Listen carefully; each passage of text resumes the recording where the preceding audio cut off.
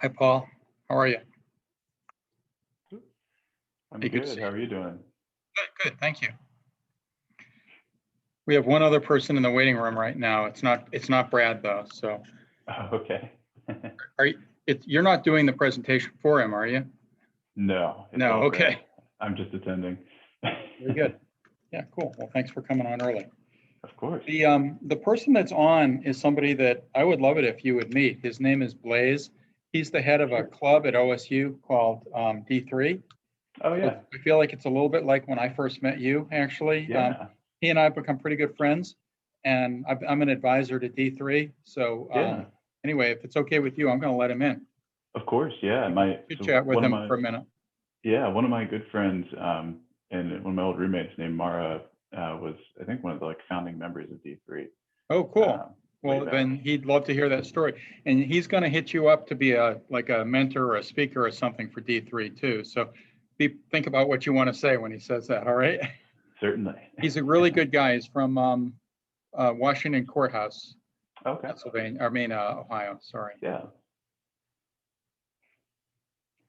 He's been coming to a lot of these too.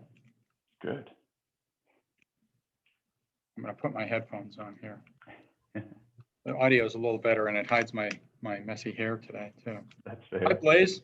Good to see you. Hi, Neil. How you doing? Good. So I'm excited you came on early. I want to introduce you to Paul Tila.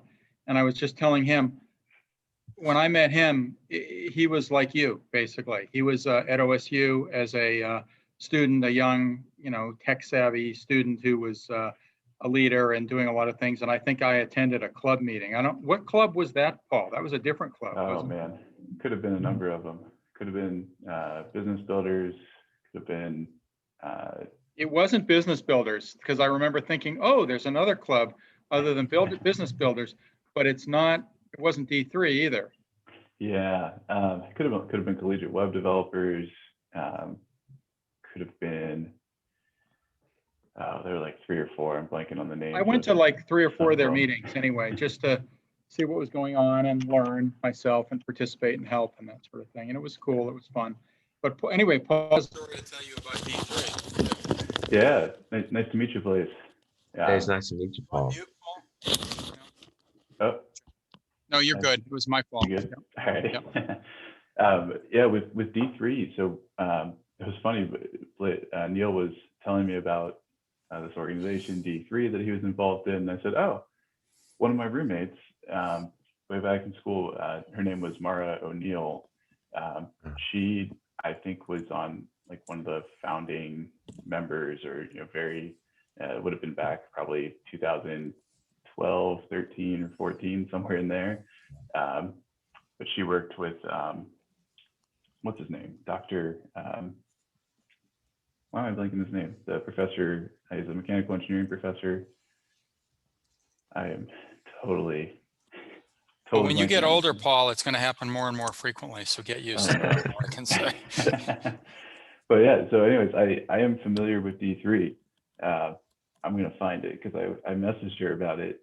I mean, it was maybe a month ago, Neil, that you were telling me about it now. Yeah. Okay. But yeah, so it's great to meet you. I'd love to figure out how I can help and learn more about you and what you're interested in. Yeah, that sounds great. I think as a meeting progresses, we get to introduce ourselves a little bit and introduce where we come from. And I'll talk a little bit about myself there, but I can talk about myself now if you would like. It sounds like he has a really good intro plan and he doesn't want to spoil it by unveiling it right now, which is cool, which is fine. I was like Dr. Sam Cozen, Blaze, who was on last week. He always nails it with, I'm a tech entrepreneur who happens to be a doctor. And then he says, I went to medical school. I did my residency and I figured out that I could only change medicine in the way I wanted to by working on it from the outside rather than working inside the system. I mean, to me, that is the intro. And it's a good illustration of how much you can do in about, 12 or 15 seconds or something like that. So I don't know, mine tops that, but yeah, there's some pressure, but just maybe not for today, but for the future. Think about what's your thing, what makes you special and memorable and that sort of thing. Yeah, It's Dr. Metzler is the professor that she said she worked with, who got it started. It's interesting to see like the different eras, because Dr. Metzler is no longer our advisor, and now we went through a different advisor, and now we have Dr. Kendall. So it's just interesting to hear about the progression of the advisors coming on, and also Neil. So it's She recruited me though. Like I'm yeah. I'm more informal, but she's entrepreneurship rather than, you said Dr. Metzler was engineering. Yeah. And I think the D3 still is very tech focused, right, Blaze? I mean, when I think about it compared to Business Builders Club, they're more business focused. You're more, you're tech with business, they're business with tech, I would say. Yeah, that's a good way of explaining it. Yeah, we had a group, I doubt it is still around, but my senior year, which would have been like 2015-ish, that we called Cross Woodruff. And the idea was we had a lot going on in engineering and a lot going on in the business school, but the two weren't really talking to each other. And so it was trying to get like kind of the informal leaders from both groups meeting on a regular basis. And it sounds like more of that is happening now. Yeah, I know they built a Keenan Center. The Keenan Center has built an entrepreneurship council. So nice. I know that council will help mediate probably discussions between business and tech, because some of the clubs in the council are more tech oriented, like D3, but some are more business oriented. So I hope that council helps bridge that connection between the two. Hi, Brad. Good to see you. Neil, likewise. Paul decided to launch a hostile takeover of this presentation. Paul can give the presentation. Yeah, I'm sure he could, but I'm only joking. I asked him if he was doing it, and he said, no, I'm here as an observer. But I'd like you to meet Blaze Taiz from the D3 Club at Ohio State as well. Nice to meet you. Nice to meet you too. I'm interested to hear what you have to say. 3 Buckeyes here and one outlier. Yeah. Yeah. Sorry, cool. You went to some little school no one's heard of. Right, anyway. Exactly. I got a bunch of people that want to join, including I'll let Melanie in for sure, but if you want, I'll let the rest of them in. Is there anything we need to talk about? Blaze is like family, so you can say anything in front of him. It's okay. That's good. No, not necessarily. So you're recording. I am. Is that okay? Yeah, absolutely. So I'm thinking I will probably just do my really quick sharing demo. Yeah. I will probably share this window, and I can go through a little bit of the actual CS experience, and nice. I will, if I can get my windows, this is a good reason to do this now.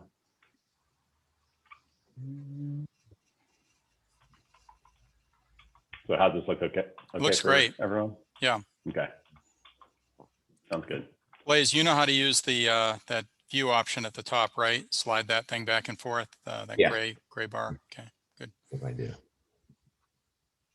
Yeah, cool. So I'm good. If you want to. Okay, there's 8 people in the waiting room, which is good. So probably about 9 minutes or so, I'll start asking them to introduce themselves. So it'll just be informal chit chat in the meantime. And that sounds good. I don't know how recently we've talked about this, but I tell the speakers, they're going to have a total of about 55 minutes, 40 minutes talk, 15 minutes discussion, but you manage the 55 minutes however you want to. Okay. So I'll hand it to you at 12:05 and you hand it back to me at 1 or a minute before 1 or something like that. And it's all good. Great. Good. Yeah. I always like to take questions and get input from the audience when possible, but I have been getting feedback from one person in particular that I should not take too many questions because it's very flattering because she wants me to get through as much of my content as possible. Yeah. One thing that I've started to do recently, Blake, this is like a look under the tent here a little bit, but I've been saying, like, go ahead and put your questions in the chat and I'll try to get you in. And so what I've come to do is I'll let the first 2 people maybe ask questions. And then at that point I say, okay, in order to stay on time, we're going to hold the rest of the questions till the end. But I think it's good for both the speaker and the audience to have that interaction early, because Yeah. I think it cements the bond between speaker and audience, and you don't feel so much like you're just talking into a void, and they feel like, yeah, he's going to get back to me, but it'll just be towards the end, not along the way. Right. So that way Right. your flow doesn't get completely disrupted over and over and over again. So Sure. anyway, That sounds so if good. you're okay with that, that's Yeah, absolutely. probably Generally, it seems like it's like pulling teeth getting anyone to speak up in most Zoom meetings. So yeah, and we don't typically have too much trouble with that, but yeah. Okay, Sounds good. all right, I'm letting them in. Here they come, all 9 of them, All right. including Gail Griffith and Melanie's not in. I tried to let her in before, so honest. She got I tired did. of waiting. She left. Well, you can, when she complains later, you can tell her he said he was letting you in. I will. Hi, everyone. Hello, everybody. Welcome. Good to see everybody. Hi. Hi, We Erin. have more than just my mom here, which is great. My mom is here, but there are other people other than my mom. Where have you showed up? Hi, Mom. Hi. Angela. Hey, Erin. This is cool. We were Hey, Brad. we were talking a little bit here, so I waited to let everybody in all at once there. Hi. Good to see everybody. Gail, thanks for joining. As always, it's My pleasure. an appointment every January, right? We do this. Yeah. Right. I get to see my son every January. These days, that's no joke, is it? Yeah. All right. Right. I see him across the driveway quite regularly. Okay, good. Good. Daniel Sullivan, good to see you. Peter, good to see you. Peter McRae, Tom Harvey, good to see you. Eric, awesome. Glad you're here. Erin Westbrook, saw him all of an hour ago or 2 hours ago. Yeah, long Good time to no see you see. again. I can see you're at Cross Point Drive in Gahanna. Angela, good to see you. Craig, okay, I'll put up with you for another week here. You and I go way back. Gail, good to see you, obviously. Chance, nice to see you. Chance is working on something cool. I hope you have a good intro plan so we understand what you're doing. Neil Bell has something awesome cooking up. Sorry, Neil, no pun intended. Renee, great to see you as always. Melanie, where you been? Good to see you. I work with Melanie a lot. Marshall, great to see you. And Hello. Paul Tila, one of our tech tigers, is here, so that's great. We'll have more people joining. What time is it? It's 9 minutes of. So this is usually about when we start our introductions, so I think we should do it. So Blaze, I won't put too much pressure on you, but you joined first, so why don't you go first, all right? Show us how it's done, maybe about 20 seconds. Yeah, sounds good. Hi, everyone. My name is Blaze Taisei, and I'm a second-year student at Ohio State studying neuroscience. And I'm part of this group called D3. And what D3 does is we try to build a place where engineers, business majors, all majors can come together and build a product or a service they've always wanted to, but never had the resources to.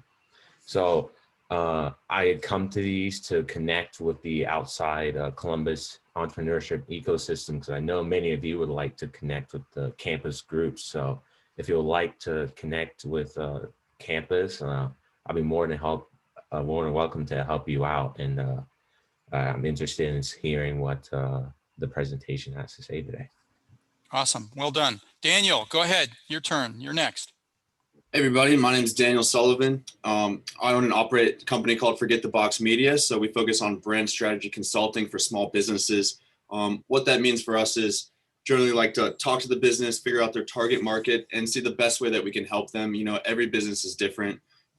We focus mostly on graphic design and web development, but we also do stuff like social media and content creation and stuff like that. So I'm just new to the area. I grew up here.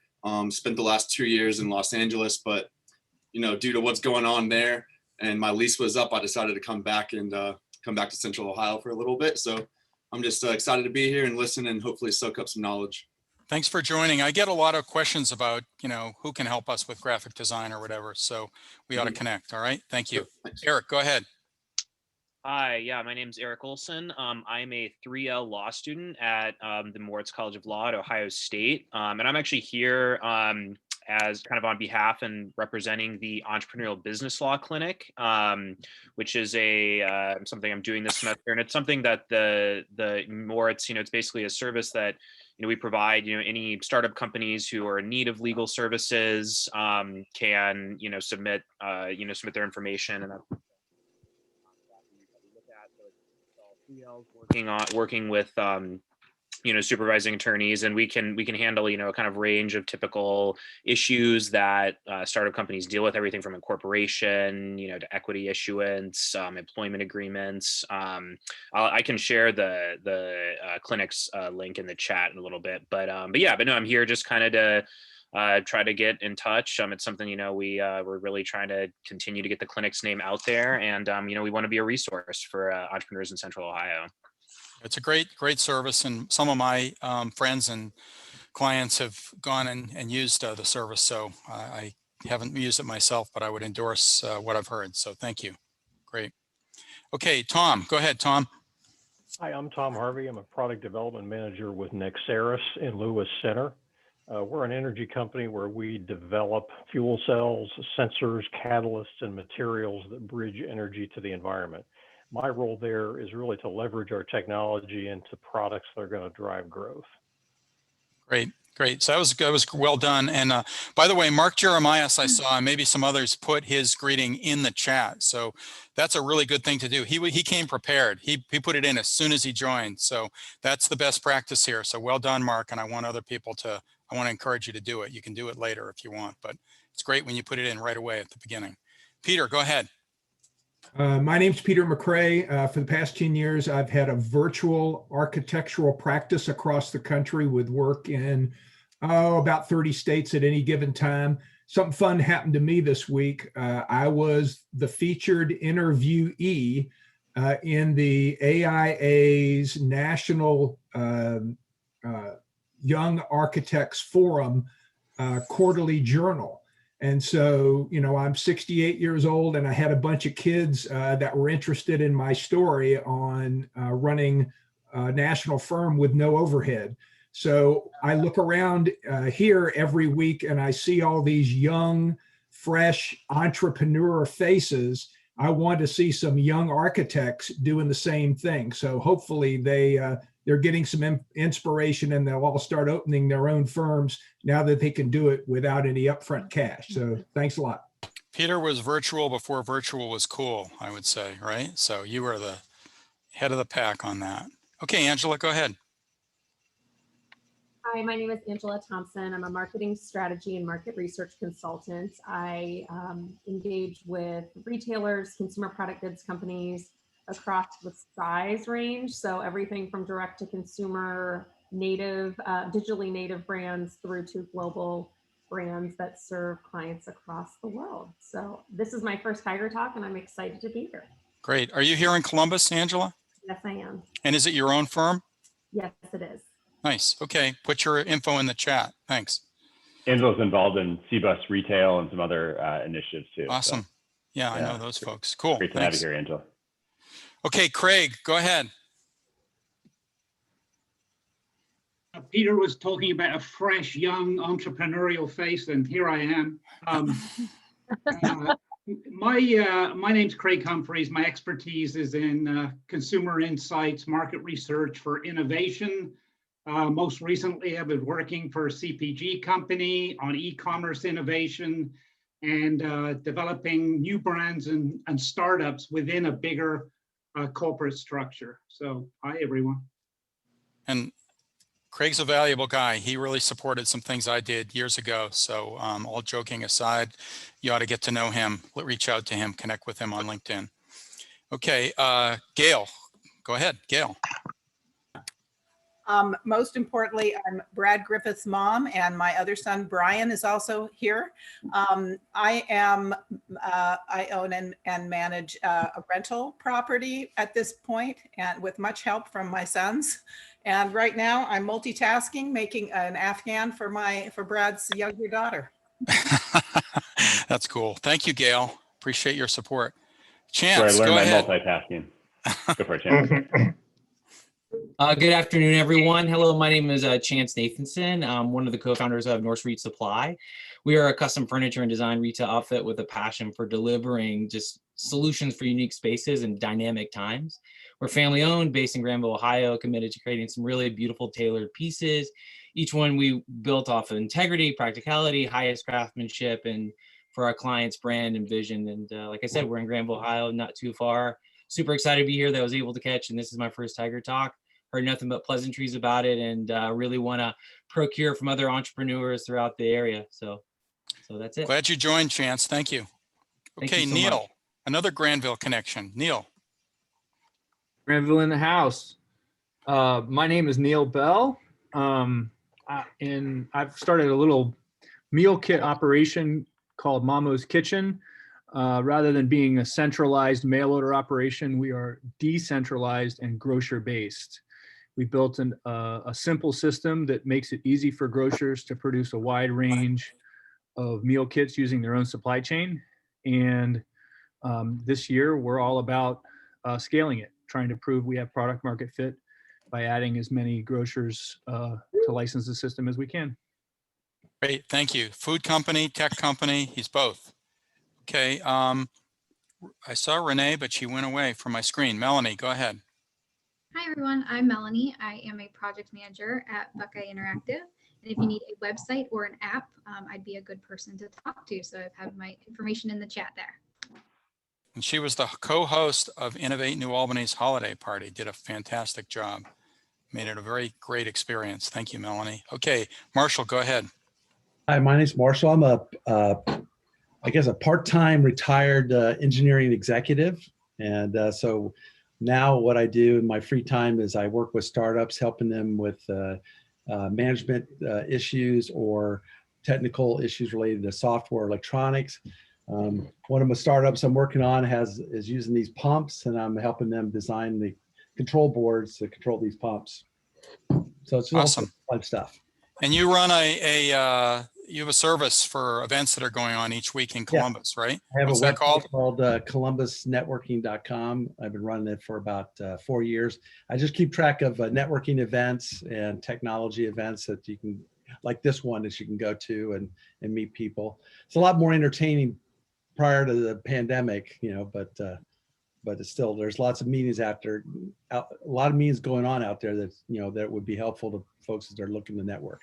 So you can go to your website. So please put that in the chat. Yeah, I'll put that in the chat. Thanks. Erin, go ahead, Erin. Hi, my name is Erin Westbrook. I am the founder and executive director of Form 5 Prosthetics. It's a nonprofit organization founded here in Ohio. It was actually originated really in the halls of New Albany High School when I was a student there about 4 years ago. I was born without my hand and really set out to make my life path to be innovating new types of prosthetics that impact the limb difference community. In addition to that, I'm also a third-year student at OSU in the Fisher College of Business, where I study marketing. So nice. I'm just a little busy. Yeah, thanks, Erin. Okay, Paul, go ahead. Paul Tila. Hi, I'm Paul Tila. I run engineering at Buckeye Interactive. So I work with Brad and Melanie to help amplify the impact of growing businesses around the country.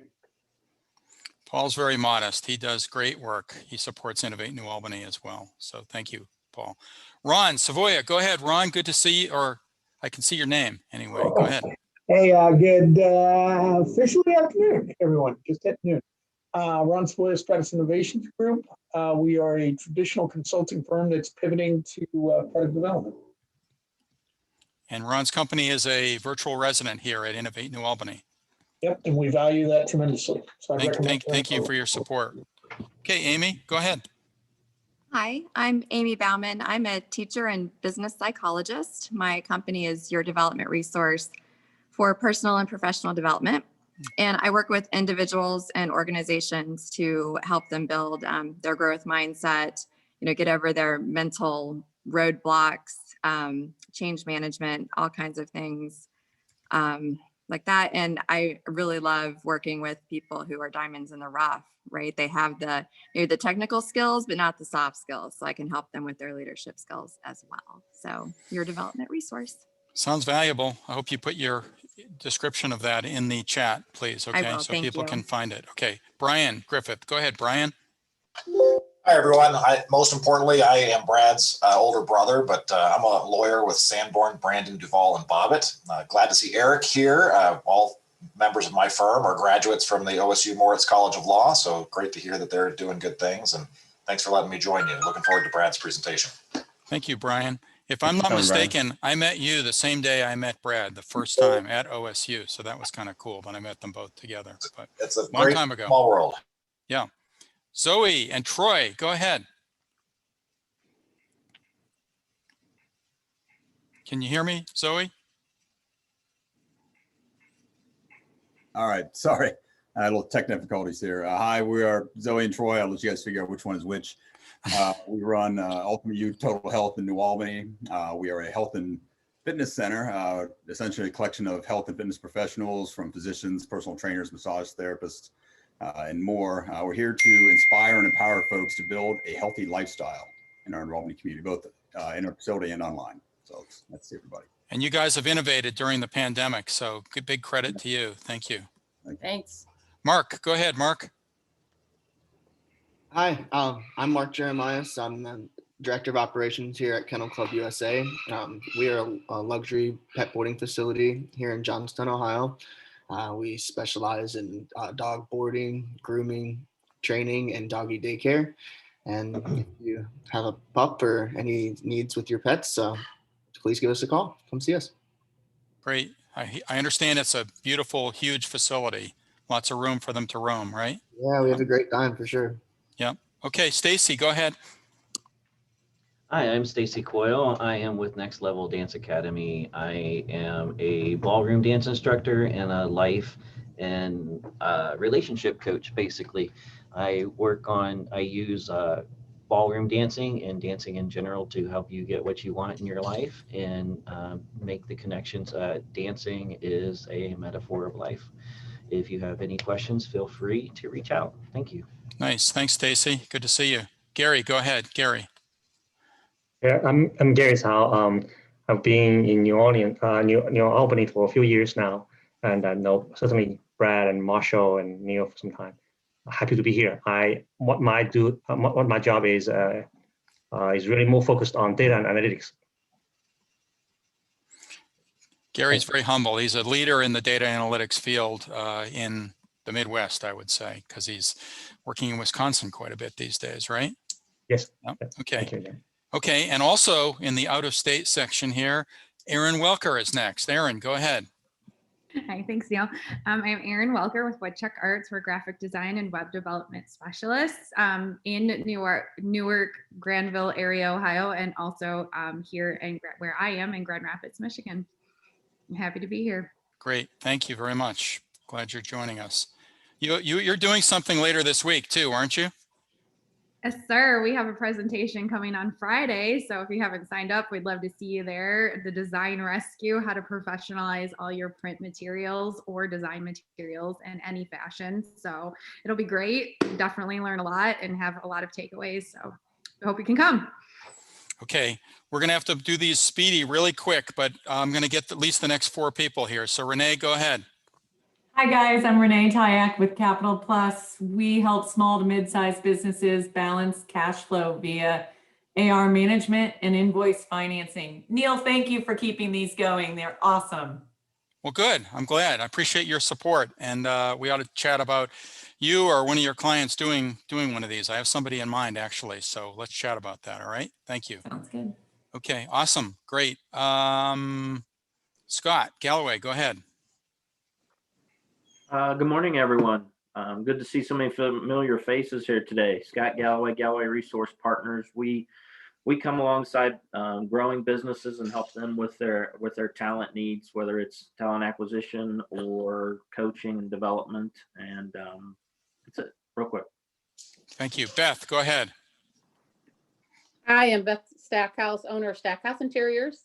I'm an interior designer who advises homeowners on how to better enjoy their spaces by creating the look, feel, and flow that they want in their homes. And so when doing this, it's a more pleasurable environment. It gives people more energy, it motivates them, and it just improves their overall well-being. Cool. James, go ahead. Hey guys, I'm James Prensa. I'm actually hoping dancing is not a metaphor for life, because last time I tried it, I fell flat on my face. It was really embarrassing. But do I do a better job at leading Green is Grow? We provide intelligent automation solutions for indoor gardening. Cool. Cannabis, Thank you, James. why not? He said cannabis. Sorry, I spoke over what he was saying. Okay, Todd, go ahead. Thanks, Neil. Todd Cameron. I'm a retired senior executive from Accenture, and I now do independent consulting, helping both small and large businesses improve the way the world works. One of the smart people here. There's so many. Well done, Todd. Thank you. Okay, Heather, we're going to wrap up with you, and then I'm going to turn it over to Brad. Last but not least here. Oh, I co-own Woodchuck Arts with Erin. We design marketing materials. We'll be presenting Friday. Hope you can make it. Thanks. Thank you. Thank you, Heather. Appreciate it. Okay, this event today is kind of an extension of what's become an annual tradition. Brad, in my opinion, is one of the great tech leaders here in Central Ohio and Ohio.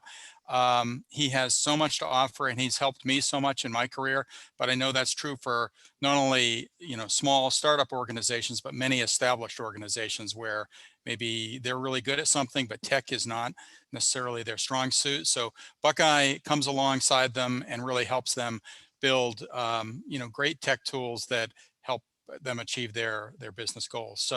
So I've appreciated working with him over the years, and I also appreciated his leadership in this Innovate New Albany Tiger events community. He's done lots of great presentations in the past, and the annual tradition is that he goes to CES and he comes back with lots of cool observations that he shares with people. So we've had 100 people in this room when he's done this before. We have a nice big crowd today. We've got 42, it looks like, which is fantastic for a Zoom event. And he's going to focus on some, less things maybe this year than he has in the past, but I think you'll get even more value than you've gotten in the past. So let's thank him, and I'll stop talking and we'll turn it over to Brad now. But Brad, thank you so much for doing this, and thanks to all of you for being here today. I think this is going to be a great glimpse into what's going on at CES and what we can learn from it. So thank you, Brad. Let's give him a round of applause. You can use the reactions button below if you want. Thanks, Neil. You're very kind. You've built Innovate New Albany to be really an incredible service to our community. So thanks for all that you do. Like I say, quick hello to a few people who didn't get to introduce themselves. Raymond, our former intern, thanks for joining. See Danny, one of our new employees, is in New Mexico, our latest engineer additions. Thanks for coming. Jai Ford. Hi, Jai. It's good to see you. So we'll get started here. It's a little bit different this year. If anyone's noticed, there's some different things going on in our environment these days. So CES went all digital, and it makes sense for a conference that's about technology to be all digital. So it's interesting that I don't know that they pulled it off as well as I would have liked for them to, but I'll give you a little bit of a taste of it. One of the big advantages of CES going digital this year for this presentation is that it's still going on. While there are not live events happening, there really weren't that many live events going on during CES in January anyway. They did a lot of the recording in December. And so a lot has changed even since they recorded a lot of the programs. So the advantage here is that I can show you CES. We can go to the website and I can show you the digital venue. And so we'll do a little bit of that this time. Instead of a barrage of photographs, I don't have 150 slides with pictures of everything I saw. But this year, I'll get to actually show you some of what CES is. And then I want to talk about some transformational thoughts, some mindset shifts, I would say, that I really saw emphasize at CES, and then also things that I'm just seeing in business every day. So if that's all right, we'll take a little different approach this year, but let's dive in. So I'm going to share my screen here, and I'm going to lose most of my visibility of all of you. So I'm sorry about that. I would like to be able to see everyone's faces at the same time. Okay, so we'll get started here. I'll give you a little bit of the overview. My company is Buckeye Interactive. I didn't introduce myself. Neil gave me a nice intro. But Buckeye Interactive is a software engineering and design firm in New Albany. We do development, design, content strategy, building web applications and mobile applications, focused on helping entrepreneurs and innovators amplify their impact on our world. So we've got some incredible clients who do just life-changing things for their customers, and we want to help use technology and design to amplify that impact. So that is what we are all about. So the slides are available online. I have this URL on the last slide as well. So if you would like to view those, you should be able to do that afterwards. But this year, again, I'm focusing on these transformational lessons. Everyone has these sort of things that you've read a book that was really life-changing for you, or something that has stayed with you as your mantra, your MO, the way that you operate your business. And so I wanted to share a few things that I'm seeing, trends that I've seen both in business and running my business. I've been running it for 12 years now. My dad actually ran his business for 50 years in Dublin as a veterinarian, really where I got a lot of my inspiration. And I'll talk about him just a little bit as well. I'm gonna try and get through this because this will be the most emotional part. My dad passed away last year. So my last time at CES with him, I want to say it was 2019, 2018 was my last time at CES with him. But he's the reason that I started going to CES. Just an incredible inspiration for me. So you'll see I didn't give you a lot of variety of photos. These are both in front of a big gumball machine. They had one of these in the Venetian, on the one on the left. The one on the right is out in front of the Las Vegas Convention Center. They were giving away prizes and it was showing off the Google Assistant technology. But this was the trip that I love going on with my dad every year. Brian came with us one time, but it was really just an amazing trip and shared interest of ours. And a meal, we always enjoyed going to Fogo de Chão, a place that my dad, with all of his allergies, could still eat. So this is one of the reasons that it's so meaningful to me. And then I'll go to CES, even though it's not really the same experience anymore. So a few things I'd like you to get out of the talk today. And I want to gauge a little bit of what you all would like to hear. So we'll make sure we take some questions as well. But I'd like you to experience CES during the pandemic. I wish none of us had to experience anything during the pandemic and we could just skip over this. But it's interesting to see how things adapt. And we'll talk a little bit about that adaptability as well. So I want you to experience some of CES. I hope that you'll be able to take something out of this that you can apply to your organization or even to your family. So some strategic opportunity to improve your life and the lives of others through what you learned today and some of the different mindset shifts. I'd like you to broaden your perspective on technology so that we're seeing some very interesting new things happen with technology as it expands from hardware and the consumer electronics that used to be the focus of CES into a lot more software, into artificial intelligence, and to lifestyle. There are a lot of different areas that hopefully you'll see CES covers. And then I'd love for you to share some of your insights with the group as well. There's one person who I won't name who's on the call today who has given me the feedback in the past. It's very flattering that I should get as much of my content out as possible, but one of the values to me in this is that I get to hear from some of you about what are some of your strategic mindset shifts that have happened, maybe things that you saw at CES that I may not have seen if you watched some of the coverage. So I do want to get some of your insights as well about technology. So to give you an idea, yeah, go ahead. Oh, that was an unintentional unmute probably. Okay, so this is CES. If you haven't seen any photographs or haven't experienced CES before, this is not this year. This was the previous year. I believe this was just from last year. And again, you see that gumball machine. They prominently placed that so that they get some good Google product placement. In addition to the Hey Google ad that you see up there in the back right. So you'll see that there are advertisements everywhere. There are tons of people from all over the world. The largest international trade show for technology. It uses, I believe last year they had over 2 million square feet of show floor space where you could go view exhibits and see all of the latest technology from big companies, from small companies, from tiny little companies and people, inventors who don't even have a company yet, universities, government agencies would come there. It was very interesting the year that we had the government shutdown that coincided with CES. There were government booths, but not government employees because they were shut down. They couldn't be there. So it's all very interesting, wide demographic of people who show up at CES. You see even some local people. So we've got Ron and Adam from New Albany. At this time, I think Adam had an office in the incubator. Ron was helping to plan events. So yeah, it's interesting always to see some people, some friendly faces. So CES 2021, very different. It was all digital. So I'm going to walk you through some of these things here. I'm going to get out of my presentation and I'll show you CES. Digital exhibits. As you can imagine, a lot of you have probably been at trade shows before. How many of you have been to a trade show where you walk around and see exhibits? A fair number. So if you haven't done that, it's a really cool experience. If we can ever get back to that safely, I'm sure we will get there someday. But walking around and seeing these exhibits, companies spend a lot of money on a physical space where generally their marketing staff would be there to talk with you about their technology. And it's a great way to ask questions, to experience some of the best of what their marketers can put together. So this year it was landing pages. It was digital exhibits, and I'll show you what some of those look like.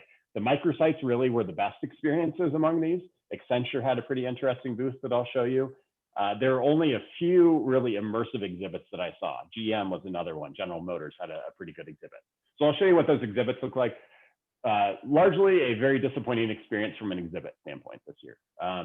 What I really enjoyed, and I've talked in past years about the difference between South by Southwest and CES. South by Southwest is another conference my team went to for many years. They did not have it last year, but I think I've been there 6 or 7 times. And South by Southwest is about more digital technology, more software and startups than CES. CES is about physical devices generally, but it's broad and they're sort of converging together in some ways. So one thing I really enjoyed is the sessions. They're all on demand this year for CES, and where South by Southwest was mostly about sessions and not so much about exhibits, CES was the opposite, very much about exhibits, and there were a few sessions. This year that's changed with these on-demand sessions. I was not enthralled with the exhibits, but I got a lot out of watching these videos. They're still available up through February 15th, I believe. So I haven't watched them all yet. I'll keep getting through videos. But there's some really interesting sessions. A lot of them, the keynotes that are publicly available, I'll show you a page that has a list of those. You can Google it, CES 2021 keynote, and you'll find a list of all these that you can watch. There were just a lot of professionally produced videos. So instead of a live demo, probably actually took a lot of pressure off of those people who had to do live demos that are notoriously fraught with problems, blue screens and all sorts of challenges. They just got to professionally produce a video. As I mentioned, a lot of these were pre-recorded, so there were Zoom interviews, or they would, one of my favorite sessions actually with Mobileye and Thomas Friedman, I'll show you that page in a second, was an interview, but they had some really great video where it looked like they're sitting in the same room together. So some of those were better than others. Some were kind of your typical Zoom event. So interesting nonetheless. And some product announcements and demos. I'm sure all of you heard some news. Everyone, CNN, New York Times, Wall Street Journal, everyone had some sort of CES news at some point. So you probably saw something. Okay, so let's take a quick tour here. Everyone's still able to see my screen okay? So here is the CES. I am logged in, so I probably visited this page before I logged in. So you log in, it's all digital. Mainly, there are a few sections here. The program, so this is where you would go and see the keynotes. You'd watch other sessions, those interviews. There are the exhibitors, the Exhibitor Directory, and then there are some sessions where they're generally announcing products. Connecting, I didn't do any of this connecting, and I think only one person tried to connect with me. So there was messaging. I'm sure for some attendees that's more important. And then as you save things, save different sessions and exhibitors, you can find those things here as well. So the on-demand, I'll just scroll down here. You can see they feature some specific items. And I am going to show you a quick video here if we can. It's minute 43. I'll give you a little taste of this. Can you hear it? No. All right, here's what we're gonna do. We provided a digital platform to convene the entire tech community, businesses large and small, thought leaders, policymakers, media, and more. CES was accessible by audiences around the world from the comfort of their own home or office, many for the very first time. This year's show is really unlike any before it. It is an all digital experience which you at home get to shape to suit your needs. World-class companies launched products, built brands, and forged partnerships in completely new ways. We have new products and innovations from all over the world, so many cool things to discover, I also love that you're just at the forefront of all this new tech. CES featured more than 100 hours of programming, with sessions from global industry leaders and special entertainment events. We had some excitement about our iHeart session yesterday. CES 2021 proved that tech is changing our lives for the better in the face of challenging times. Thanks for joining us. You guys watching CES 2021, we couldn't have done it without you, so I hope you enjoyed the show. CES 2022 will take place in person in Las Vegas and digitally, January 5th through the 8th, 2022. All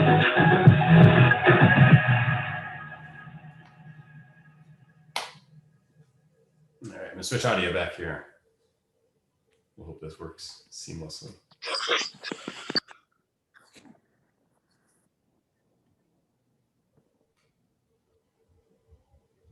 All right.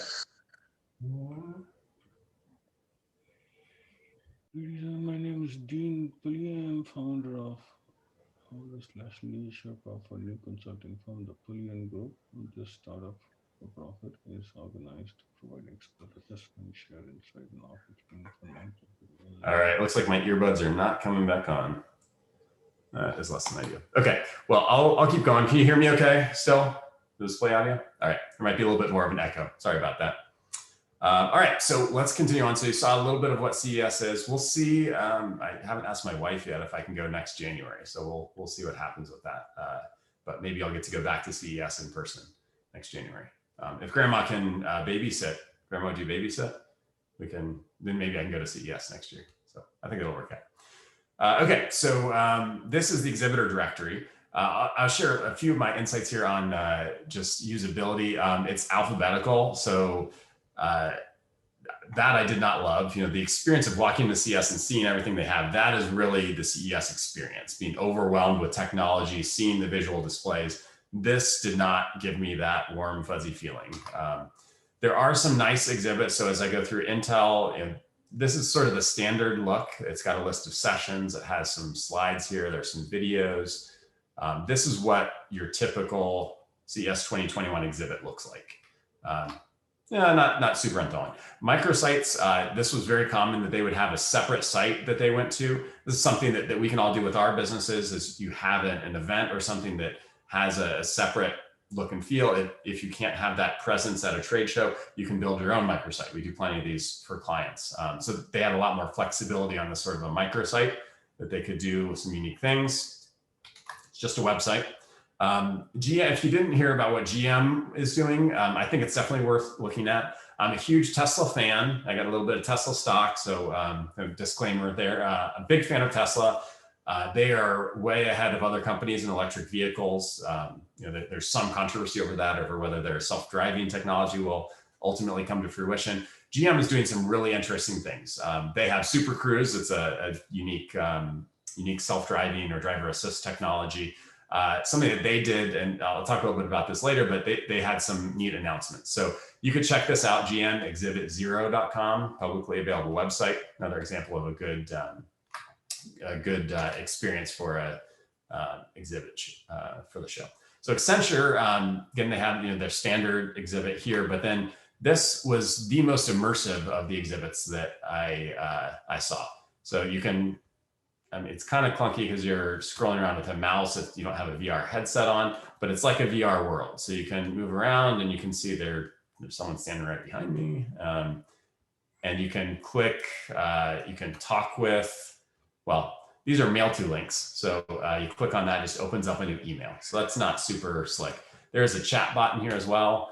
I think there is the experience is not fantastic. Virtual show floor at CES. So you can watch a video at excessive volume. So it's kind of, that's as close as I got to an in-person exhibit.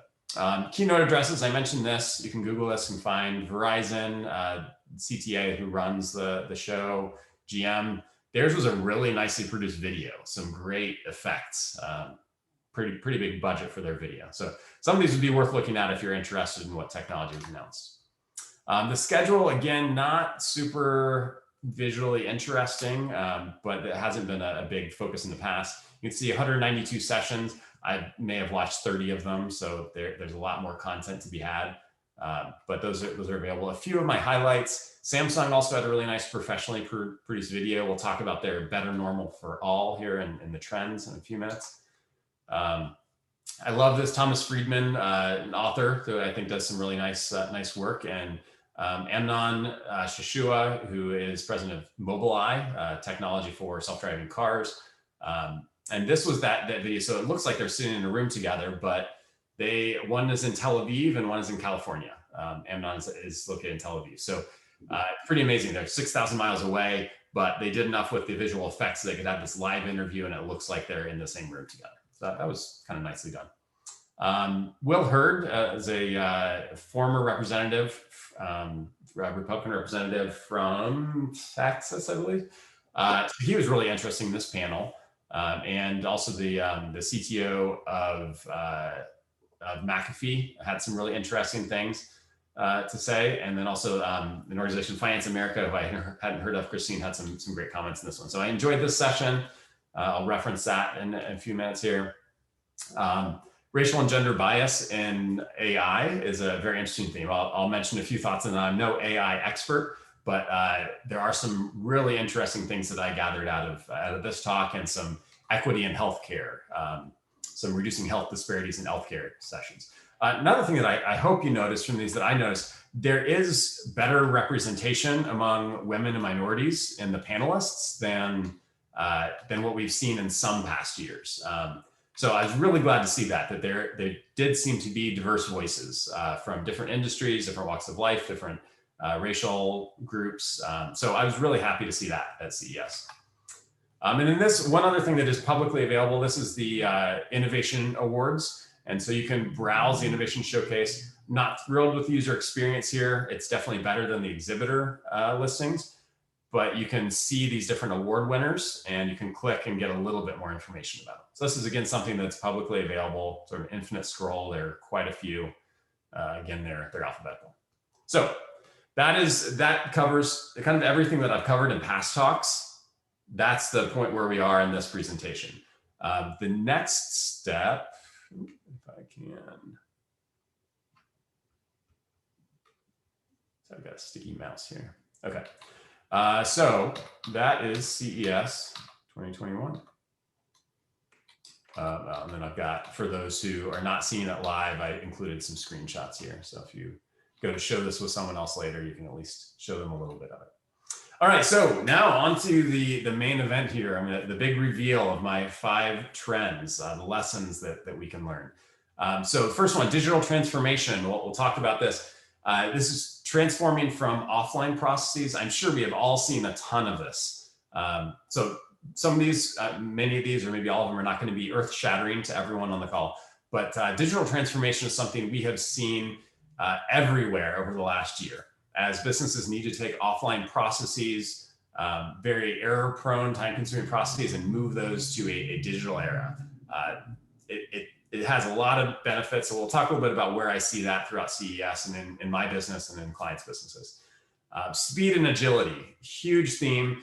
There were some of the sessions that I loved really talked about speed to market, about adaptation. How can you be resilient? How can you adapt very quickly? That is critical, I think, to business success today, and to family success for that matter. Holding space for dualities. Brene Brown has been talking a lot about this lately, but the idea of having two things that are seemingly contradictory, but as a leader, it's important for us to hold space for those, to be able to allow both of those concepts to exist and to deal with that ambiguity. So we'll talk a little bit about that, and I'll share a quote from her. What's inside matters. So this theme is really, there are a lot of different aspects to this, but looking at the deeper, not just looking at the surface of a company, not looking at the surface of a technology, but diving deeper. There are security implications here. There are implications of the ethics of a lot of the technologies that are being used. So digging deeper than that surface level on technologies and on businesses, I think is really important these days. And then finally, technology's role in our fight for equity. It is, as you can see, I'm a white male. I grew up in, nice neighborhood in Dublin. very few challenges throughout my life. My parents took good care of me. My brother took good care of me. So I realized that I had some advantages coming into starting a business. My dad was an entrepreneur. I've got other entrepreneurs in the family. I had a grandfather who was an inventor. I know all of that history, and I have that history in my family. And so I've been trying to identify what are the ways that I can prevent future systematic discrimination and systematic bias. And I see some big opportunities for technology to play a role in that. And this happens in healthcare. So we can see the session I attended about disparities in healthcare. We can see it in accessibility of technology for those with disabilities. Erin's got, Erin, who's on the meeting here today, has neat technology for creating 3D printed limbs for kids. And it's just an incredible thing that technology has done to be able to empower kids and to provide access to people who may not have had the financial wherewithal to access that technology. So there are a lot of different ways that technology could play a role in improving equity across lots of groups. So those are my 5 lessons, and then we can dig in here a little bit more into each one of those. So digital transformation. With COVID-19, we saw that there were a lot of businesses that had to shut down either by mandate of the government or because of the safety, because they couldn't staff it. The employees were afraid to come to work, or it wasn't safe for their employees to be there. So having a digital option for pickup and curbside orders, it's this meshing of this melding of the physical and the digital. So we've seen a lot of businesses from, every time I go to grocery shop these days, it's a Kroger pickup, or I need my Costco fix. So I've been ordering Instacart lately to get deliveries. So those sort of digital transformations. We've seen Zoom meetings and other ways of communicating with people. It's just a very different way of conducting business, of even conducting everyday life. So this is definitely something where I try to look for all these options of how can I achieve some sense of normalcy again. Samsung's Better Normal for All. They were advocating for technology all throughout your house and in your office and everywhere that just improves your experience. Someone had said that that's important to be able to take offline emotions and experience those online, which is something I had to think about a little bit more. So to take offline emotions and experience those online, that's, to me, feels like a pretty profound statement, to even look at emotions as something that are offline rather than they're just emotions are something we experience. So to me, as someone who's trying to craft online experiences and build technology that plays a strategic role in people's lives and helps amplify the impact of innovators, I want to figure out, how do I elicit emotion, and how do I do that with digital experiences? And these days, most experiences have a digital component. So I've been very interested in that. That's really the emotional experiences that they were talking about. There are a lot of different opportunities here. So a few different things that I would like all of you to think about in your lives and in your business. How should digital transformation play a role? The traditional way of thinking about digital if you can say it as a traditional way of thinking about it, digital transformation is frequently used by Accenture or Deloitte or your big consulting firms, and it's doing a big project like an SAP implementation or PeopleSoft implementation. These big software implementations where you're implementing software that takes over what was previously done without software. It was done in person, paper and pen, having meetings physically in person. There was an interesting, one of the sessions I attended, what I watched, I believe it was the CEO of CVS, who was talking about what a difference technology has made. And it seemed like the only thing he could name was that it has enabled them to have more meetings. Right? I hate to laugh about this, but he said, with all this technology, we've been able to meet more often, and we can include more people in our meetings. And he tried to move on to another topic, and he could just seem to keep coming up with meetings. So it's about more than meetings, but it's taking all of those processes that are inefficient, that are error prone, time consuming, or otherwise people don't want to do them. And this is where I see, I hear a lot of people talk about, well, what happens when AI takes over and they take all of our jobs, or they offshore our jobs to other countries? mostly what we're seeing, there's some of that, but most of what we're seeing, I think, is that people are needing to upskill. That they are, instead of the job that they love being taken over, a lot of the jobs that get taken over are the things that humans don't want to do these days. There are exceptions for sure. I know that does happen, but these sort of processes, I also think about, besides something that just makes it faster, makes it more effective, less error prone, I like to encourage clients to think about what are some things that would not be possible to merge together if it weren't for technology. That you've got information in disparate places. They might be in total different corners of the world. They might be in physical systems, and then there's some that are digital. There's some that are emotions or thoughts or biometrics. What could I do to say, I don't know, just pulling this out of thin air. When I get up in the morning, I want my watch to determine the quality of my sleep. And based on that, it's going to start breakfast for me or start coffee or something else. And maybe it's also going to look at my schedule and adjust my schedule based on how well I slept.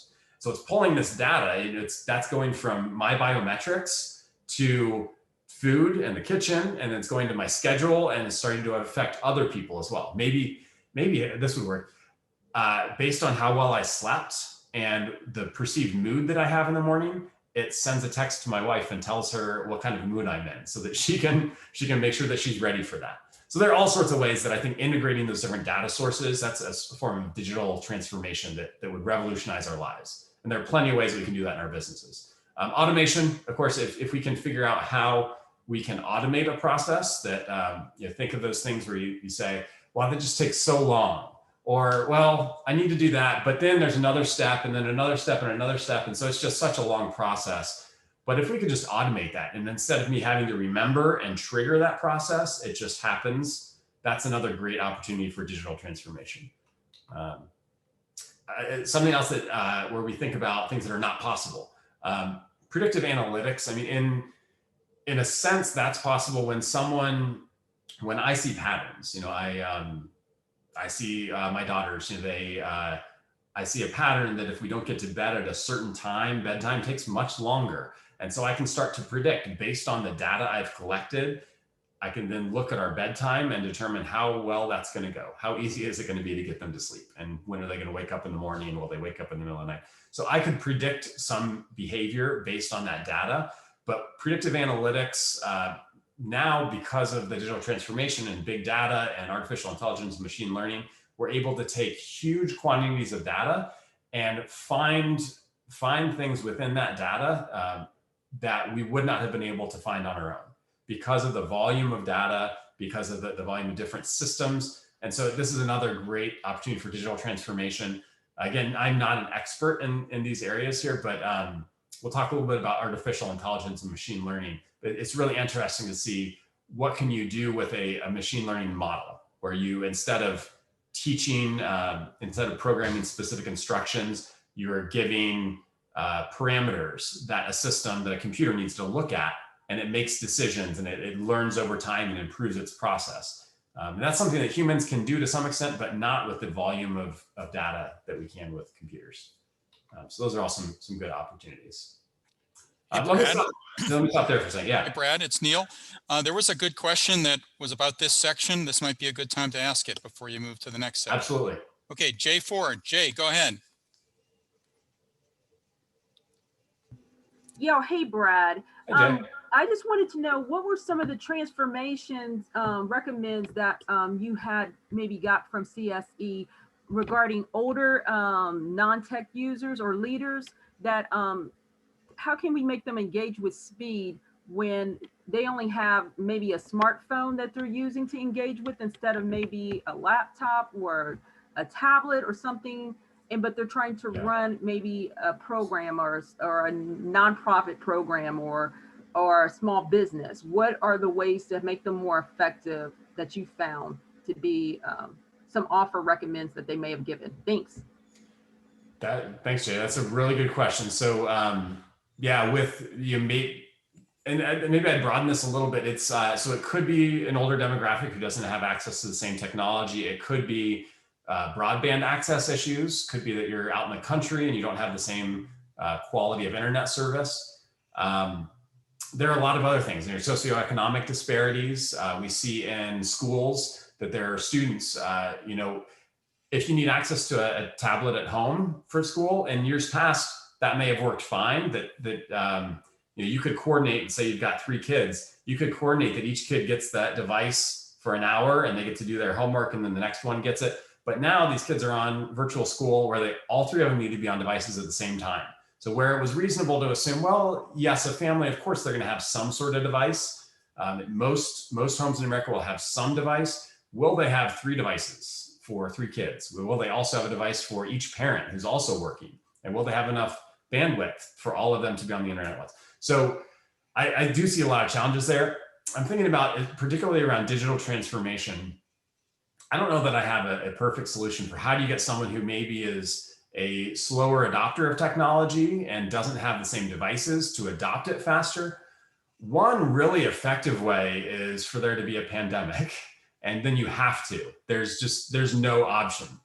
And honestly, that brings to mind that's a way that one of the sessions I was listening to just yesterday, actually doing additional research here, it said, you know, if you can force people and give them a reason that they have to use some component of your technology, make one of the critical functions of their job dependent on this technology, and then make sure that that's accessible. Make sure that something that's a very mobile friendly device, it's accessible based on any potential disabilities that the person might have, that it's low bandwidth. So if they're on a slow connection, that works. I think in other areas, for remote workers, and making sure the content's available asynchronously. It doesn't have to be that you're there in real time. But regardless of all this, so if you build a system that's very accessible, accessibility has a lot of components there, then forcing at least some component of your everyday essential duties to use that technology. We saw this with intranets or portals. If you had to go check there to get the latest news of the day, or you had to go there to clock in and clock out for the day if you're on a time clock, forcing some component of that to be online is, I think, very important. I'm also a big fan of, when the budget will allow, meeting people where they are with technology. So if I am a Google household, or I'm going to trigger my devices here. If I'm a Amazon household, I might have different devices in my home for voice skills. Or, this is fantastic, I need to mute all of my devices before I have any meetings. So finding what technology is going to be accessible to them. Do you need to provide a paper version of things? You know, that's sort of the worst case. You'd have to mail documents out or physically deliver them. But that's an important thing. And we'll talk a little bit later about trying to identify with your users. Knowing where people stand is maybe the most important thing, rather than thinking first, how do I get them to adopt the technology? Thinking about, where are all of my users, skill level wise, interest wise, accessibility wise, and making sure that you're building something that will improve their life in some way. Does that answer the question to some extent? I don't know, I gave you specific, but gave you a few different ways I'd look at that. Okay, I'm going to jump in one more time, just from a time management standpoint. I know you've got 4 more themes. We got about 15 minutes. So I want to say 2 things. One is, anyone else has questions, go ahead and put them in the chat. I'm not guaranteeing you'll get to ask them, but I'm not going to interrupt him again to do that, even though I'm happy we covered that one. So Jay, thanks for a good question.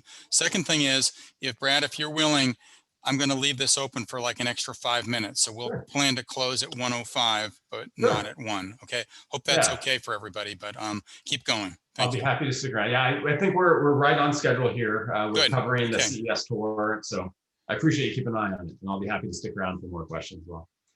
Okay, so speed and agility win the day. So this, the Thomas Friedman talk, and Amnon, who spoke from Mobileye, they talked a lot about how education is changing, how it's no longer sufficient to have the just-in-case education, where we go to school and we get a broad spectrum of knowledge. That just-in-case education really needs to turn into just-in-time education, just-in-time learning. So we're seeing, because of how quickly things change, Thomas Friedman, one of his quotes, well, let's see, okay. I'll get to the quotes here in a second. So let's talk about this. So over-the-air software, I'll give you two examples. With most of these, I give you a couple of examples, and then I'll get into some bullets and quotes. So over-the-air software updates. This is one of the features that I love about Tesla and what they're doing, and you're seeing other companies start to emulate this. Speed and agility means that you don't buy a car and it degrades over time and you have to buy a new car to get the new technology. Software updates mean that that car that you bought gets better. And so it's worth, in some ways, could even be worth more a few months after you bought it than when you originally bought it. But this takes a very clear mindset shift. So if you think about your business and what are the areas where, once someone gets their software built, they would have to do a major overhaul in order to build new software, or they buy your physical product and you're not supporting that physical product on an ongoing basis, so it becomes less useful over time. What are ways that you could update your clients, even if you're not a software company, that you can provide updates in some way that increase the value of your product or your service, even after delivery of that? So that's a pretty interesting way. Also thinking about just education. So this is getting into the half-life of knowledge being much shorter. So that one of the things that Thomas Friedman said, he's got a number of popular books out there. I think my dad introduced me to him at first with The World is Flat, if I have that right. But the half-life of skills is getting shorter and shorter. So the idea of that, the half-life meaning the time when that skill is valuable, keeps getting cut in half, or the time that it's valuable is shorter than it used to be. So with that concept, we need to be providing education in a different way. That sort of classroom lecture, this style is not the style of the future. And we've seen going digital, even with some social distancing there in the crowd, it's not quite modern education. So so we need to be doing things with business educating employees rather than just depending on the government and those public-private partnerships that provide education. So that's something to think about. That why is it, and I mentioned this quote, but why is it, or how is it in our businesses that we could speed up learning and knowledge and identify which of our skills, which half of our skills are no longer going to be relevant in a few years? And how do we replace those with new relevant skills? And this Mobileye does self-driving technology, so it's very interesting to see what insights he had about education. And I think it was actually Thomas Friedman in the talk who mentioned, if you're going to invest in education, you should be looking at Infosys, an Indian IT company in India, and what they're doing with educating their workforce. And it's amazing. He said, I would invest in that over a traditional education. And then this last quote here from Amy Abernathy. She's with the US FDA, Food and Drug Administration. She was asked about the context of this, and most of these quotes are a little bit out of context, so that I can provide those in the talk. She was asked was, what has changed with COVID, or what is your hope about COVID? What is your hope moving into the future of something that will go better, or something positive? And she said, I really hope we've learned how to learn. And this, to me, I bet my mom and my brother have heard me say this before, probably others who know me.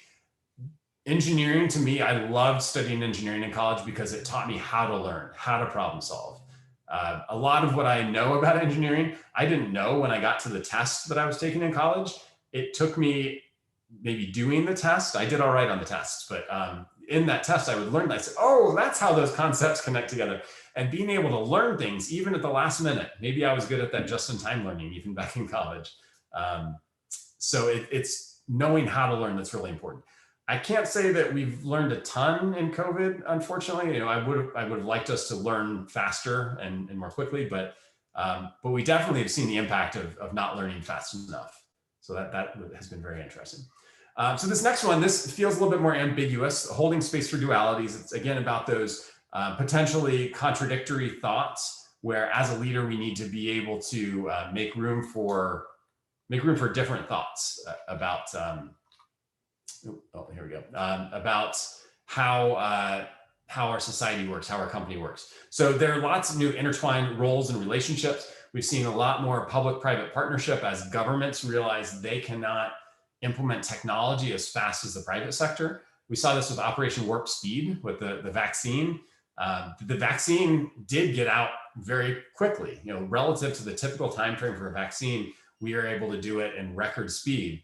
And then we're on to the distribution challenge, and that's now hitting us. So we're seeing how can government and the private sector work together. And that's really the public-private partnership. We see this in Columbus with One Columbus. We see it with Smart Columbus. This is the technology and innovation initiative for the city of Columbus. Got a great project with them going on right now. We see it with the CIC, the Community Improvement Corp in New Albany, who works with the city, but can be more agile and can move a lot faster. So it's because of those different relationships that they're able to say, yes, this can be a social good project, but it can incorporate conscious businesses, conscious capitalism kind of businesses. We can have both of those. It can move fast and it can be a government project. That you know, mind-blowing. It can be good for conscious capitalism, says it can be good for all of the stakeholders. It doesn't have to be just good for the shareholders and the clients. It needs to be good for employees and the community and the environment. So we see a lot of that as well. And we see that in corporate entrepreneurship. So along with corporate social responsibility, corporate entrepreneurship is a way that you can be a big company, be that incumbent, and you can be that challenger brand. And sometimes you have to separate out the brands, but I saw some interesting examples of this with GM. They have, they've got a shipping company, and the name is escaping me right now. But it's a company that is working with the shipping industry, with FedEx and UPS, and they're making very different products that disrupt potentially their GM business because it's battery technology, it's things that it's going to make a lot of their old technology obsolete. But we're seeing, I'm a big fan of Clayton Christensen. Neil, thank you for the book. I did finish reading How You'll Measure Your Life. I'm not sure I got that title quite right. He talks about disruptive innovation. So we see a lot of that here also with holding space for dualities, that governments are trying to innovate, big businesses are trying to innovate, and how do we form partnerships that enable them to do that? So this is a Brene Brown quote that's from her interview with Barack Obama. They were talking about great leadership and how leaders need to be able to take a paradox, take that duality and hold space for it in a room, enable people to have these contradictory or seemingly contradictory opinions and to make it work well. So it's a very interesting concept. I'm still trying to fully grasp there. All right, so what's inside matters. This to me, here's some code. This is a nice compiled or minified JavaScript file. It's hard to know what all is inside of the things that we're operating.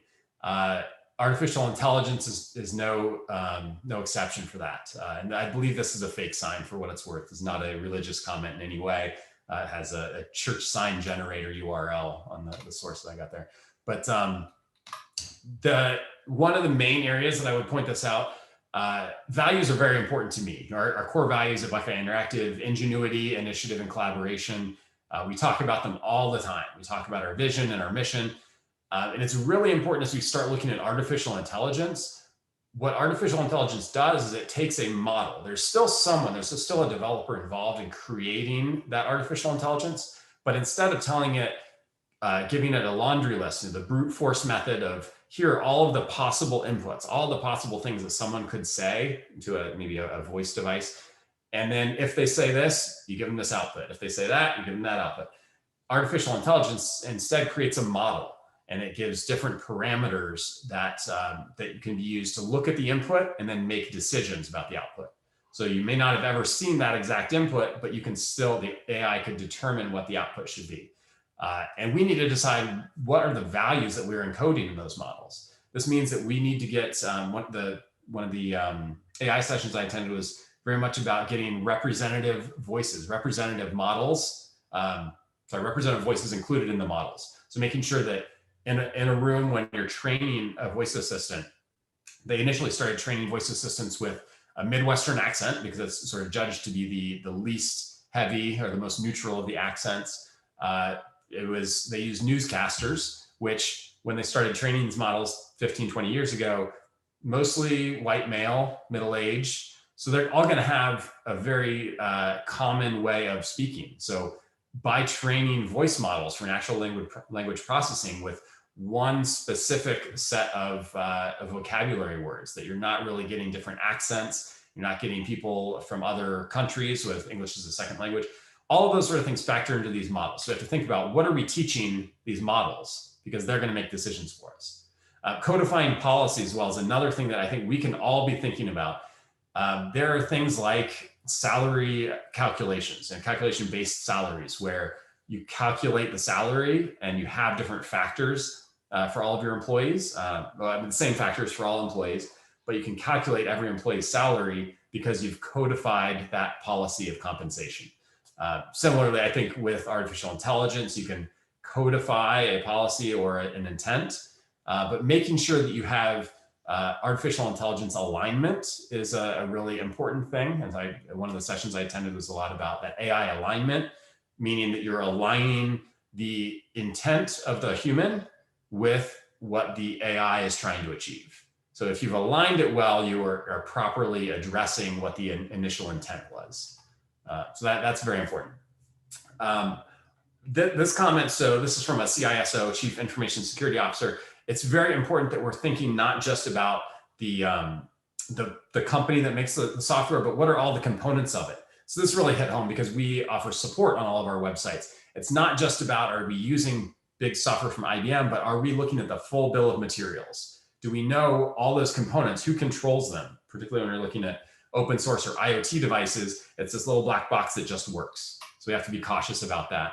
And then Steve Grobman from McAfee was talking, his quote sounds very generic or ambiguous, but really he's talking about the reputation of the company and ecosystem that's taking care of our technology. Buying the really cheap device from Amazon, you don't know who's behind that and who's supporting it. So that's another thing that that I think resonated with me, is what's inside matters. And I think people are going to care a lot more about this in the future. How are we doing? We're down to the last one here. Just a couple minutes left. Doing okay, Neil? All right. So technology's role in the fight for equity. So we'll talk a little bit about this. This is one device that I found really interesting. This is for accessibility. That harness that she's wearing around her hips and legs is a device from Samsung that helps people who may be impaired mobility-wise. It can help their mobility. It could also provide resistance to help with training. So devices that can help cross those sort of disparities. Renter Mentor is a company here in Columbus that is helping with affordable housing. So as a way that technology can be applied, I think it's just really kind of incredible. The solutions that have come up with, that people have come up with recently for solving these disparities. Can't Stop Columbus is an initiative in town that's looking at volunteer time to help with COVID and with Black Lives Matter and the impact of racial discrimination. Really incredible how we've seen some technologies be applied to help some sense of equity. So a few things here. More diverse teams will help you in challenging assumptions. It's very easy when you have a homogeneous team to have core assumptions in your product that don't get challenged. And don't get challenged until you go to market. And then no one buys your product. Or it causes a big problem because you trained an AI bot that's now racist, or it says inappropriate things. You can't do that. You need to get those representative voices in the room. Inclusive inputs lead to inclusive outputs. We talked a little bit about that and which voices you have in the room. Those representative role models. So this is not saying role models as in people that you look up to necessarily, but when you're training an artificial intelligence model, making sure that all of the training, the inputs are representative of the group. And there, one more than a quote, design thinking for empathy. So one of the talks I listened to was about design thinking, a specific methodology for having empathy for your users and designing your products with a very user-centered approach, but making sure that you're not designing it for yourself. You're getting a representative group that really spans a lot of different capabilities and people different from you. And then democratization of information. This is just another way that I feel like we can bring equity by opening information up, making sure that science speaks and science is heard and believed, and making sure that information is available to the public, something that I think can be very powerful. And then this really, really sat with me.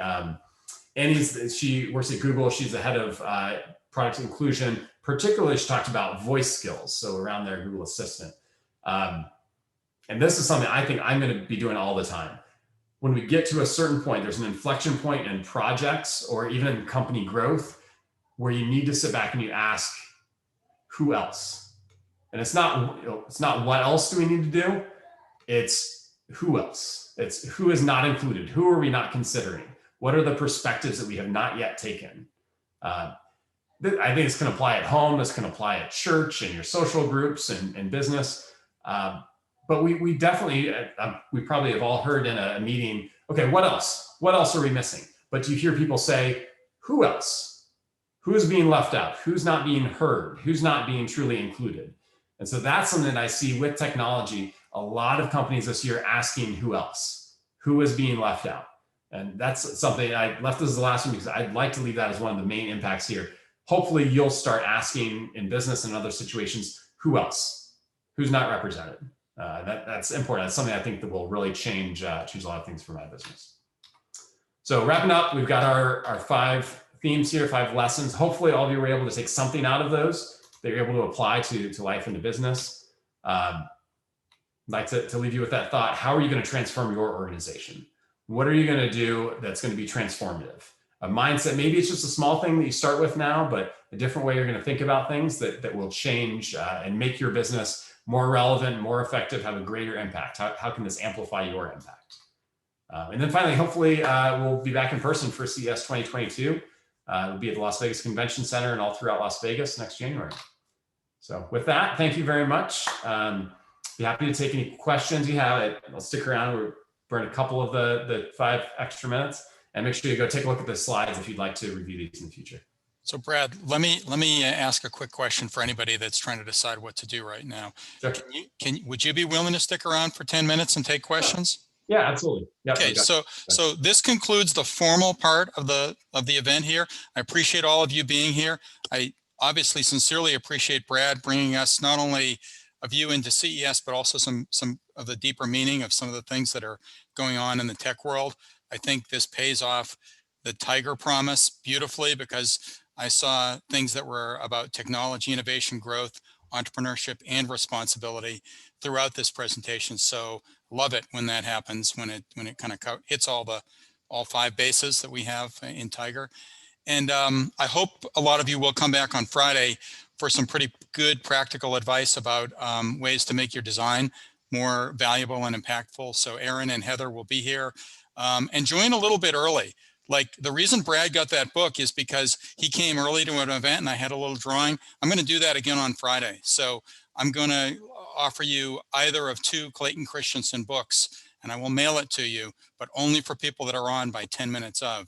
These work better if we get a lot of people on early and we can do those introductions. And I apologize to the people that didn't get to introduce themselves today. But if we start with those introductions right at 10 minutes of, that works out better. So please join by 10 of, and I will do a book drawing for everybody that's on at that point. All right.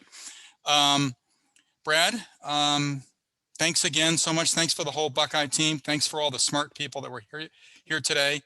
And we do have an office open here at Innovate New Albany. So if you're interested in learning more about that, I'm sure it won't be available for too long. We're looking for a great company to fill that.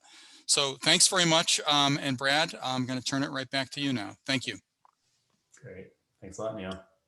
Does anyone have questions or thoughts for me? I'd love to hear some of your, what has shaped your mindset? Are there other authors or technologies? I know Craig had a question earlier, so maybe we could go to him if he's still on. Yeah, sure. Yeah, I have not paid enough attention to the chat. Yeah, you weren't supposed to. That was my job. So good. Great presentation.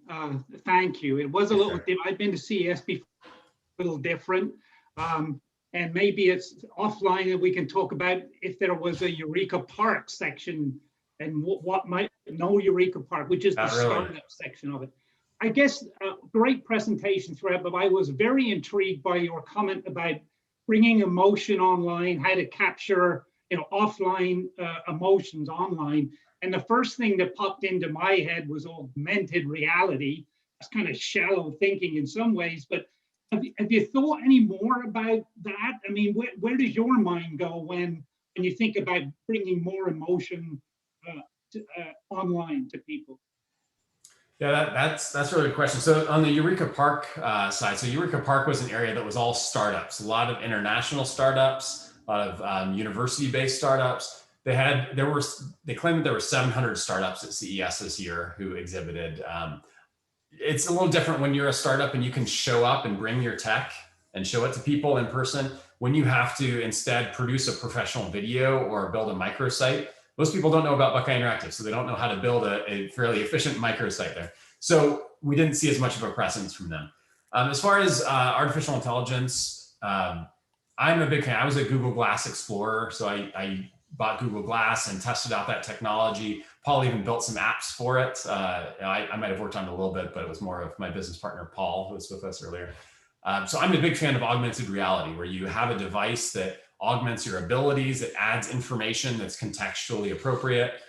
I love that. I don't know. So I saw more VR coming out, because I'm wondering if that was partially because people do not have the in-person physical experiences as much. So there isn't as much of a reality to augment, if that makes sense. We're not living that same reality. But I see a lot of opportunities for this in providing additional contextual information on wearables, on displays of different sorts. So your Echo Show, or a Google Home Hub Max, Facebook Portal, I think, is a really interesting video conferencing tool. Nice technology. So I see some of that. I'm not seeing as much of the VR, but one of our developers, Scott on our team, developed a really nice mixed reality escape room for his girlfriend for her birthday. And our team is working on some games as well, some VR games. So it's some stuff that we want to play with for fun, but we're not seeing as much adoption of that, I would say, as we might have thought a few years ago. Thank you. Thank you. Okay, there was definitely a question here from Melissa. Melissa, go ahead. Hey, Brad. Thanks Hey, for your Melissa. presentation. It was great. I really enjoyed the information and I enjoyed the way you presented it. Thanks. Do you anticipate that trade shows will go more virtual in the future? And I ask that because in general, not CES, but in general, trade shows have been sort of dwindling because companies figure there's not much use in going and showing all their products to their competitors, and most of their customers have seen it before the show anyway.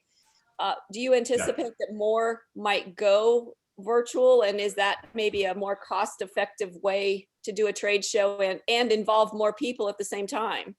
Sure. I'm not as good a futurist as David Staley is, and he's been a great speaker in the past. So I can't say that I've got a ton of data to back up my opinion on this. I think we're going to see, we saw with CES, their announcement is that they're going to be both in person and virtual next year. I think we're going to see a ton of that, a substantially scaled back in-person experience, because I think at least for the next couple of years, there's still going to be fear, and I think a decent amount of real risk of COVID infection, even with, if we were bringing people from all over the world. Right now, I mean, how many people from around the world would want to come to the United States, because we've been kind of a hotbed of the virus. So we're not going to see as much of that international traffic coming into CES. And virtual is a great way for people all over the world to be able to experience it in all of its glory, however glorious they can make it. So I would say, yes, we will see a lot more virtual, for sure. I don't know if that answers. I don't know. They need to step up the technology, though. Trying to improve those experiences, making it more, those, when we talked about the emotions, the offline emotions, and trying to replicate those online, they're not there. They are far from there. Some of the presentations, though, I loved what GM did with their video. They did some neat sort of augmented reality or CG graphics for computer-generated graphics for their video. Some of that actually provided a better experience than the in-person presentation and demo. So I'd love to see more of that. They need to talk with some digital experts. They should talk to Dave Cherry about how they really up their game, and the kind of things that Dave's advising people to do with the retail experience. Trade shows need to learn from that. They need to learn from the Eastons and the Polarises, and what are we doing differently to supplement, to augment that in-person experience. So we've got a ways to go, but I definitely see a lot more virtual in the future. I think that point resonated with me a lot, because this past year, one of my big challenges has been to take a live and in-person event where I think a lot of positive emotions sometimes were generated by the people that were there, meeting new people and, just sharing an experience together all in one room. Yeah. And then we had to try to move that to an online experience. So that's what the 15 minutes before is about. That's what the chat is about. That's what, getting a small group to hold over and have these kinds of conversations is about. And I do appreciate people who write thank you in the chat. We don't often talk about it. And sometimes people write things that it's clear that there was something that moved them. I see the who else comment was very valued by, sorry, I have to scroll up, by Amy. Amy mentioned, thank you, I'm taking away the who else thought and the duality idea. So that's good too, when people give you that kind of feedback, you hit home with at least one person there, Brad, on that, and I'm confident there were many others. Along those lines, I mean, if I take my own advice on that, who else, to Melissa's question, conferences, who can take that time away from work and spend the money to fly to Las Vegas and stay in Las Vegas for a conference? That is a huge privilege. A really great thing that my dad did for me for years to help me with that. And then I could finally start using it as a business expense, maybe cover some of my own expenses there. But not everyone can do that. So the accessibility, we heard a lot about the accessibility of healthcare and how telemedicine is a game changer for a lot of families. If you need to be home with your other kids, who wants to tote 3 kids to the doctor's office for your own health or for your kid's appointment? So telehealth, to some extent, asks who else? Who is excluded? Who is not able to take advantage of these services because of their situation? And I think the same is true about virtual conferences, that no, it's not the ideal experience for everyone, and we've got a long way to go. But to some extent, they're asking that who else question, and they're including a lot more people. So it can be far more inclusive because it's virtual. And that's something that excites me about it. Cool. One person we didn't get to hear from today is Raymond. I see Raymond's still on. I appreciate you being here, Raymond. And if you want to unmute and just tell us what you're about to do. And I don't know if you have any reaction or thoughts or questions, but if you do, I would value hearing from you. Okay, sure. I know I'm putting you on the spot there, but you don't mind, right? You never know what's going to happen when you come to a Tiger event. Okay, I guess for introductions, I am Raymond. I am a 4th-year undergraduate at Brown University, studying computer science, and I am here for fun, essentially. Nice. Fun is one of the things we try to deliver, so good. I hope it was fun for you. What are you going to do upon graduation? I think I heard something about that. Oh, yeah. I will be working as a software engineer in the Bay Area for an e-discovery company. E-discovery? Is that the name of the company? No, it's a sort of field. So the company's name is Everlaw. It kind of does document analysis, especially for like legal firms and stuff. Okay, so Brian Griffith is a good connection for you then, right? Yeah, Brian, you need some e-discovery services? Raymond will hook you up. He doesn't even know that he needs it, but he needs it, yeah. It does happen from time to time, that's for sure. Cool. So that's cool, Raymond. So don't forget about us here in Ohio afterwards. You're going to be one of our Silicon Valley connections, and maybe you can find us a good speaker since we're doing these virtually now, or I don't know, maybe it's you. So anyway, that would be cool. But I've enjoyed watching your career, your student career, and now your tech career grow and blossom, and appreciate you being involved here from time to time. That's awesome. Are you in Rhode Island right now? Yeah, currently in Rhode Island. Yeah, love that. Love the fact we have people from all over the country here. Thank you. Thanks. Any questions? Anyone? I'm not just keeping Raymond on the hot seat there. Anyone else? No? Okay, well, let's give Brad one last round of applause. Say thank you, and check the schedule. You're all on our email list. I hope you'll come back to many Tiger events this year. I think there'll be about 4 in February as well. So, Brad, thanks so much. Really well done. Thanks, everyone. Thanks. Bye-bye.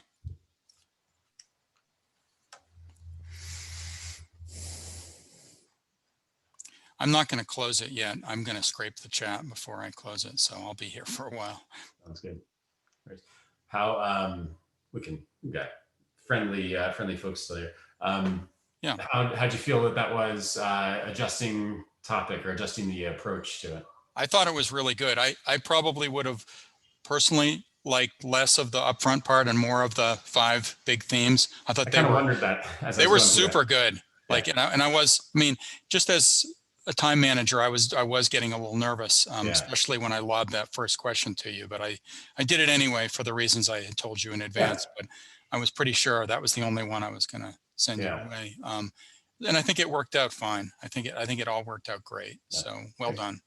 Sounds good. Thanks. I appreciate the advice. Next time I'll probably, I mean, there's always a even better if, you know what. Yeah, let's do it again next year if you like this. I think you know, we'll all learn a lot and we'll experience a lot in the meantime. But if you want to, I think it'd be fabulous. But I think there are things that we could do like we did at this time.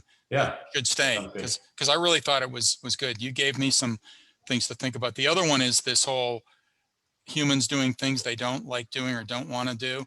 That's been a big thing for me this past year. I move a lot of information from one place to another to do all of this.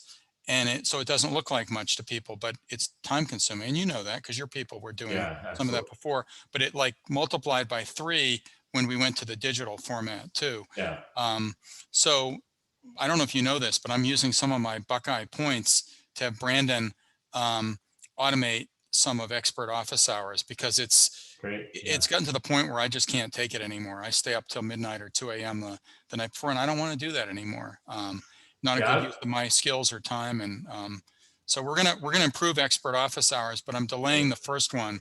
I think Melanie may have told you to February 19th. So I said, I want everybody to be involved, but if it doesn't work, I'm still willing to sacrifice this one in order to, you know, set us up for success in the future. Tony's working on some new graphics for me too that I want the branding for that to be as good as the branding for Tiger Talks, and it's not yet. So it's time to stop wishing and just do it. So, so I appreciate Buckeye and working with some of the different talents that you have to make this better and set us up for a good year this year. Absolutely. I'm going to talk to Phil Smith, who's the president of the CIC, privately in 2 weeks, or no, maybe it's 3 or 4 weeks, but we're ostensibly going to talk about publicity and marketing, how to make that more successful for Innovate New Albany. And one thing I continue to be frustrated with is how little we get from social media now. I don't know if you have ideas or thoughts about that, but it sometimes hardly seems worth the effort. It's all about the email list for us. But we're also, I think, going to talk about sponsorships and partnerships with big companies. And I'm curious what else is going to be on his mind too. I'm open and interested in like listening for just about anything that he might have to say. So anyway, so I'll loop you back in after that conversation as well. That sounds good. So thanks for today, and thanks for all your support in the past year. Absolutely. Yeah, you've been fantastic as well. Appreciate you inviting me to do this. I hope I did well enough that you'll want to invite me back. Yeah, you did fantastic. I think this was right down the center of the fairway of what we want to achieve with Tiger Talks and Tiger events. So I appreciate you. Thank you very much. Sure thing. Yeah, cool. All right. All right. I'll be thinking about the social media strategies. Engaging with some other brands may be helpful when we engage with other people and retweet their content and go find things to comment on. Yeah. That sometimes will drive up engagement. Almost all we do now is just advertise the events. And what I'm trying to do is use those ads or those, those posts to get more people to be aware of Innovate New Albany and Tiger events and get more to actually participate or attend. And I don't think we're getting many people at all from that. We don't get very many likes. We get like 2 or 3 likes, and one of them's Innovate New Albany and one of them's me. So when it ends up being a lot of broadcast and not as much engagement and engagement with other people's content, I think sometimes that will decrease your engagement. It's when you're out there involved in the community, the online community, and engaging with other people's content that you're going to get a lot more follows. Right. We're going to start seeing your content. And Innovate New Albany does almost none of that. We're on Instagram now. I haven't even started doing it other than just liking other people's things. But I've noticed, I think there's a big opportunity for leveraging that to get a lot of eyeballs on our stuff. But I just don't have time for it. I just frankly don't have time. So anyway, we'll figure it out. But we're doing fine. You had the most people this year by far. You had my official count was 44. We got up to 46, and I don't count you and me, but I count everyone else. Great. So thanks for having your mom and Brian there too. Sure, That absolutely. boosted the count a little bit, and I think they were sincerely interested in not only supporting you, but learning from you as well. I should have asked Abby and the girls to each join from a device in the other room. Yeah, that's okay. I don't want to game the system. Right. Yeah. Great. Very good. All right. Okay, thanks. a lot, Neil. Yeah. Okay. Take care. All Bye. right. Bye. Bye.